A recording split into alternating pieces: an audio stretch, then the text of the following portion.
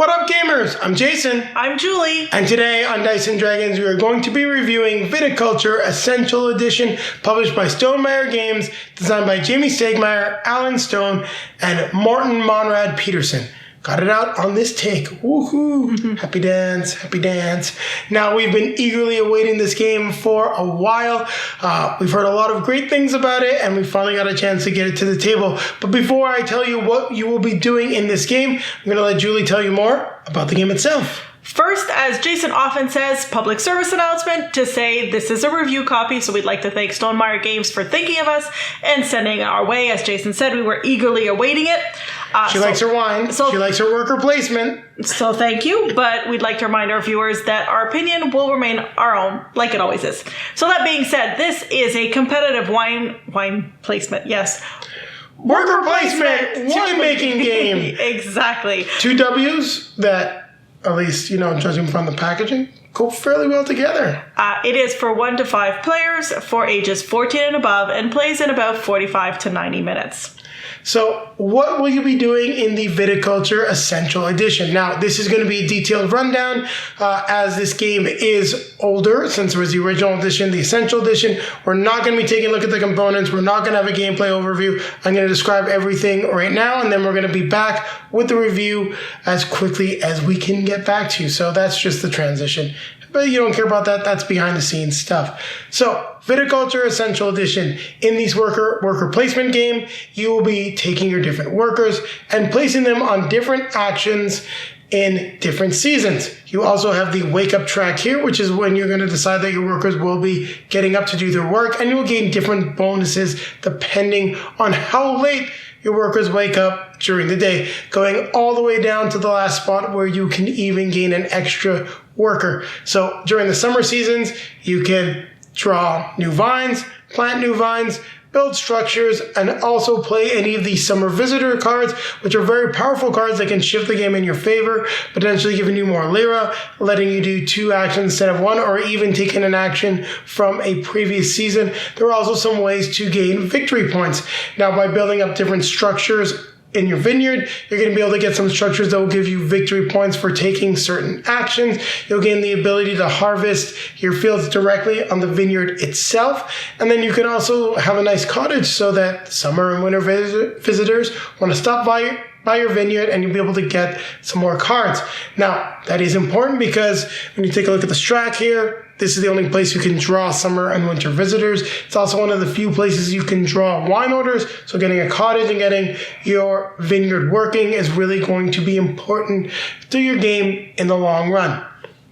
Now, what you're going to be doing is harvesting your grapes, and then you're going to be taking those grapes and making wine. That's some of the actions that you'll be doing in the winter season, as well as playing the winter visitors, training more workers to expand your workforce, filling those wine orders in order to score the victory points. Now, the game will end when someone gets to 20 victory points. That starts the end phase, meaning that's the year that it will end. The round will play out completely. So in a tight game, if you get to 21, well, be careful because you may have an opponent that can actually get up to 22, 23, or all the way up to 25, which is the maximum amount of victory points you can get in this game.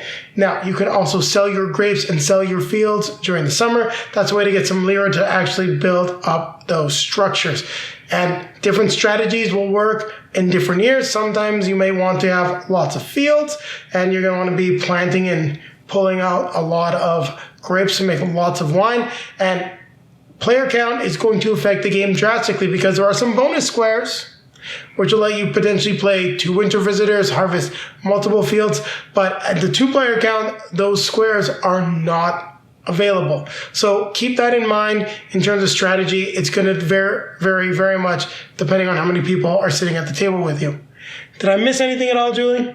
No, I think you got it covered. All right, so on that note, we are now going to grab our drink, grab our best friend and fellow winemaker. We're going to take it to the table one more time. One more time. I wonder who's going to win. We've been fairly even so far. So, Julie, this one's been on the list. We got it recently, finally.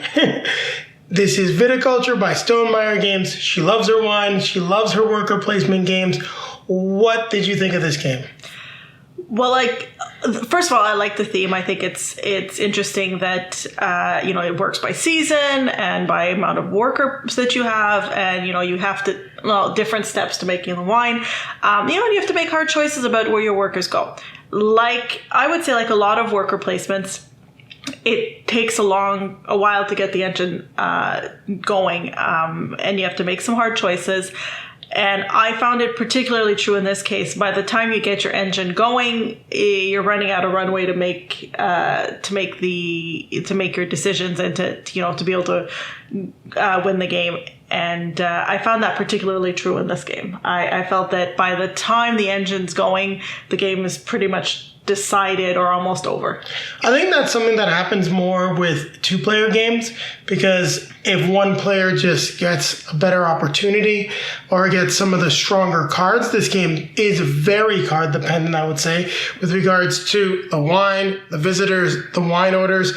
And when you're at a smaller player count, much like when we talked about Red Rising, you're not seeing as many cards, meaning it's going to be harder to have just that emergent strategy and that filtering of the different vines. Like if you take a look, I ended up with 2 reds and a white and fairly solid ones.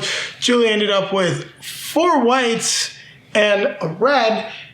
And I even had the Pinot, so I got rid of that one because I didn't need it. It took her a while to get going in terms of the reds, just because the cards weren't there. But now if you take the amount of cards that we have here and had spread it out around 5 players, spread it out again around 5 players, the chances of you not getting a red would have been a lot less than what we had. Yeah, this was a very frustrating game for me because this last one, none of the cards came out. I kept pulling white wine, and my wine orders, I tried that as well. I tried pulling wine orders instead to compensate, and everything was coming out either red or blush or sparkling. So you need red wine to be able to make those. So I was pretty frustrated. And then, even the summer visitors and the winter visitors that I was picking, none of them were helping me out. And it doesn't matter how many workers you have, if you can't make the grapes, if you don't have the grapes, if you can't plant the grapes that you need and you can't harvest them, you can't make your wine orders. And it came to a point where I ended up selling my grapes. And that's part of the game. But the thing is, like I said, it's a short runway. So I got things going. But by then, Jason had run away with the game because he had the opposite situation to me. He was getting all the great cards. He was getting some big grapes. I wouldn't say all the great cards, but I got a lot of good cards that worked very well. You also had you had a couple great cards as well. I did. I'm just saying I didn't get all the great cards. I got a lot of good cards as well, a few great ones that really helped out. Getting the summer visitor that let me lose 3 victory points for 9 lira and just build a bunch of stuff was a big help. Starting out with the tasting room was something that also worked very well in my favor. So that was pretty cool. Also, when we were thinking about some stuff like, neither of us used the windmill this time, but I mean, the windmill would have done wonders for you in this one just because of the amount of grapes that you were planting. Yeah, yes, but I had to sell a field, I had to buy it back. It was, it wasn't going your way this time. Yeah, it really didn't. And I think that's one of the things I would say is that it is very possible for the cards just not to go your way. I think this game, more than other games that we've played from Stonemaier Games, is definitely playable at 2 players, but I think it would definitely be better at higher player counts. I want to see how this game plays with the Tuscany expansion. Everyone has said that Tuscany makes this game a lot better. We are reviewing the Essential Edition, just the base game. We don't currently have Tuscany. It's on the list for us to play. So I really think that that's going to enhance the experience, because what we're playing right now is the original Viticulture enhanced with some of the key elements from Tuscany, such as like the Mama and Papas, that you get at the start to have some variety in terms of your starting cards. That's something that you don't have in the original game that was present in Tuscany. So I'm really curious to see how the Essential Edition of Tuscany Refined will really enhance this experience, especially at 2 players. Because I agree with Julie, It's very playable. I had a lot of fun with the game. I like the fact that it really sticks around that 1 hour or faster play. I do think that once you have a lot of experience, especially even with 5 players, you're still going to be close to that 1 hour mark. Well, if everyone knows how to play the game. Sorry, I'm just swallowing right there. But at 2 players, I definitely had a less fun experience when on our second game. Now, that was because of my strategy. I can't say that I necessarily played badly. Julie had a lot of really good cards coming her way. I was focusing on fields. I was getting a lot of grapevines, and I was like, I should just build out my fields, be able to do a lot of stuff. I didn't really play a yoke or use that ability to start harvesting 2 fields as fast as I should have, which may have helped me out. The other thing is, when you're playing at 2 players, you don't have a lot of the bonus spaces, and your play space is limited, meaning going with a field strategy when there was no way for me to harvest all 3 fields in a turn. I don't know if that was just the right thing. You had some good cards, you were playing your strategy very well, and you just kind of ran away with the game. What helped me out a lot in the first game was I had the windmill, which was constantly getting me a point for planting. So I was like, well, I like planting. I haven't been able to get the windmill this time, but I got all these great, fields. Let's see what I can do. And it just didn't go my way, unfortunately. So that's one thing that I would have to say as a criticism is in 2 players, I think your play options are really more limited. There's certain strategies that just aren't going to be as effective as, say, pursuing summer visitors, winter visitors, wine orders, and just being very efficient and minimalistic. Because I did everything that I did with 1 field. And that's what I had done with my second game as well. I just didn't have much of a choice in this case, because I wasn't getting any red wine, so I had to make wine at some point. So I might as well maximize with the cards I have in my hand the field of white grapes. But yeah, that doesn't work if you're not getting the cards that can help. I just needed to make 1 or 2 wine orders to give me a little bit more options, and that just wasn't working.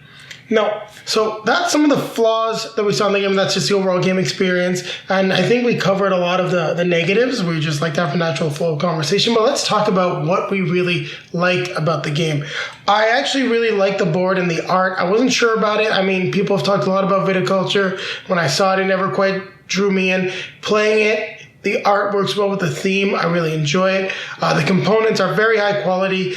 We've been sleeving a lot of our Stonemaier games just because we like pretty much all of them, so I want to keep them in good shape. But the nice glossy finish on these cards and the fact that we don't do a ton of shuffling, I don't think we need to necessarily sleeve these ones. Maybe the mamas and papas, or if we're going to be playing with the little guy in the future, we'll take a look at getting some sleeves.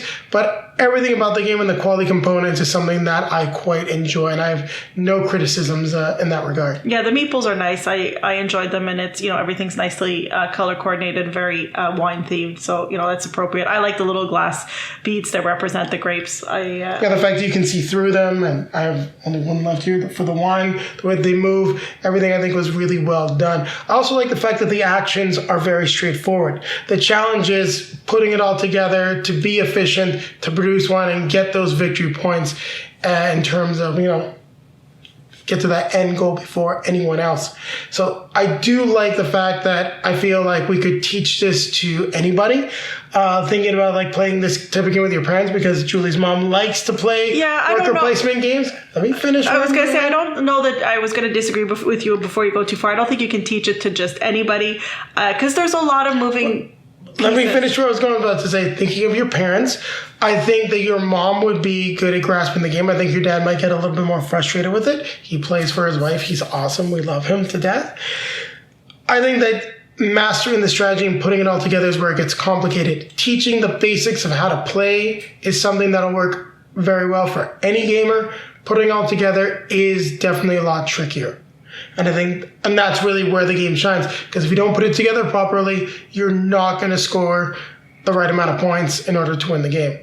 And you really want to be careful, because you can go over this 20 end point up to 25 points.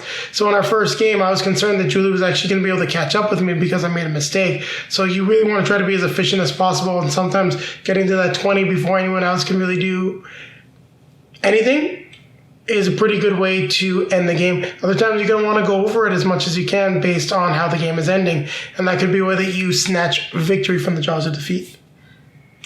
Yeah, I mean, I don't think there's as much risk at the end there. I think most of the time, maybe it's different with 4 players, but I think it would be 4 or 5 players. It'd be very different. I think Jason's maybe speculating there because in all the games we played, there was never an opportunity. It wasn't anywhere near close to being able for somebody to catch up on the last play, because once you hit 20, you basically have, that round to finish and that's it. So none of our playthroughs that was even remotely possible. And part of that's to do with the cards, but it has to do with the different strategies that we were using. I think that as we play this game more and find some more optimal approaches, that the game's going to start getting tighter and tighter. That being said, there are cards. Some cards are more powerful than others that can definitely swing the game one way or the other. If you start off with the right grapes, you can get going and fill some really nice wine orders early, and that can really make a big difference, especially getting those residuals early on.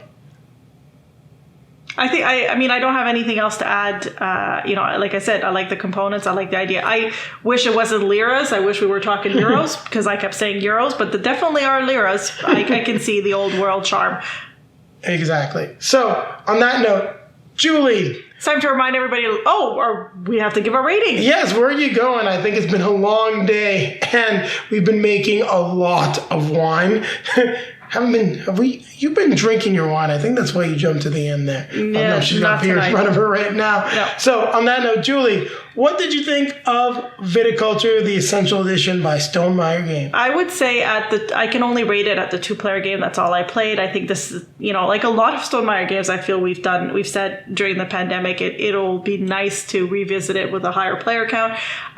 In this case as well, I can only rate it based on 2 players, and, maybe we'll revisit it later. At 2 players, I'm going to give it a 7. I'm going to go a little higher than you. I think I like this a little bit more. I'm giving this a 7.5. I agree with Julie. The flaws are there at 2 players, and we talked enough about them in length. I don't think we need to rehash them, but I like the bones of this system a lot more than I thought I would, and it really makes me want to get the Tuscany expansion and see what that is all the rage about. Apparently there's more seasons, so it's like fully season. You've got like spring, summer, winter, fall, like you've got the whole thing. Hopefully. I don't know why I did winter before fall. In any case, I think that there's just going to be a much more complete experience, and everyone says once you get Tuscany, you're never going to go back. So I think it's something that we'll probably maybe play, if not this year, it'll be something that we get to the table and review early next year.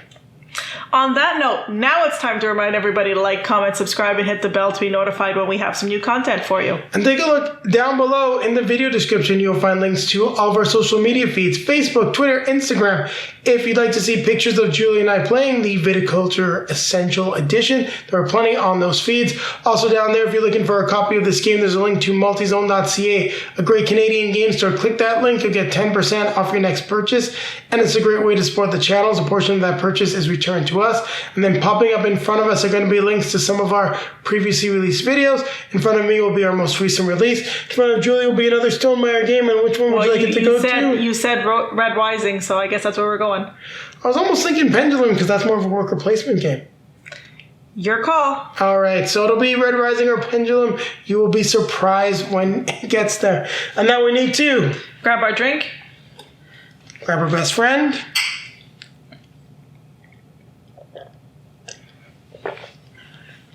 We're going to keep playing games. And keep making wine. You've been to Tuscany, so you'll have to take me one day. I have made wine, actually.